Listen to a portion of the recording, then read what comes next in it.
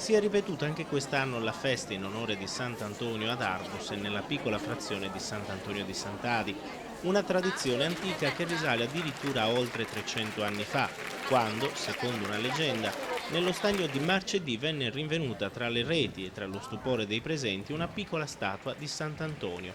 Fu un vero miracolo perché lo stagno, che non contava più pesci, divenne incredibilmente pescoso e i pescatori decisero così di portare in processione la statua dalla borgata marina al paese di Ardus.